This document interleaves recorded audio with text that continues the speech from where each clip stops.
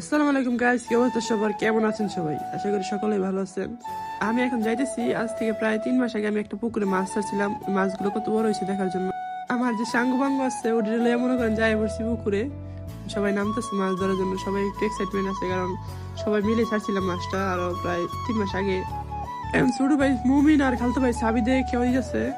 আসলে ওরা একটু এটির ভিতরে এক্সপার্ট, আমি তো জীবনের পুকুরে নামি নেই, আজকে প্রথম নামলাম। অনেকক্ষণ দৌড়াদৌড়ির পর জালের ভিতরে একটা মাছ উঠছে।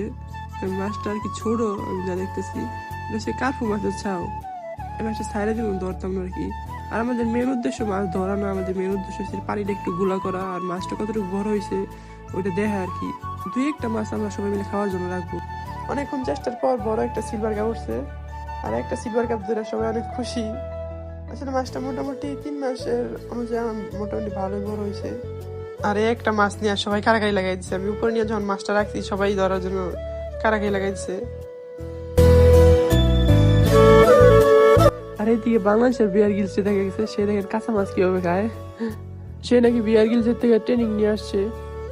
আর অনেক ধরনের ছোট ছোট মাছ উঠছিল জালের ভিতরে, বাদে রাই নাকি সব ছোট ছোট, যার কারণে সাইডা দিচ্ছে এটি। আর আমার গলা বলা ভাঙ্গা শেষ।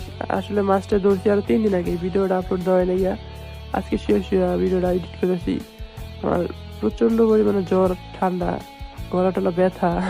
আসলে আমি এইসব মাছটা কখনো ধরি নাই, তো এখন লাস্ট বারের মতো ট্রাই করা হইতেছে। আমি বলছি যদি এইবার মাছ না উঠে তাই আমরা উঠে যাবো। অনেকক্ষণ ধরে বানিতে আছি, আমি বুঝতেছিলাম যে আমার ঠান্ডা হয়তো লাগবো। আর এই কেউ দেখেন কি উঠছে একটা।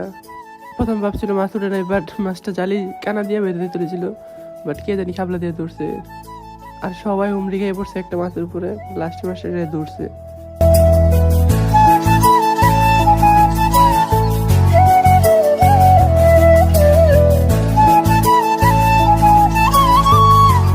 আর হ্যাঁ, আমি কথা বলতে পারতেছি না, অনেক গলা ব্যথা করতেছে। তার ভিডিওটা বেশি বড় করবো না, অলরেডি 2 মিনিট 30 সেকেন্ডের মতন হয়ে গেছে। আর মাছ বেশি রাখি না, এই কটা মাছই রাখছি। আর যাই হোক, আজকে ভিডিওটা এই পর্যন্ত। সবাই ভালো থাকবেন, আল্লাহ হাফেজ।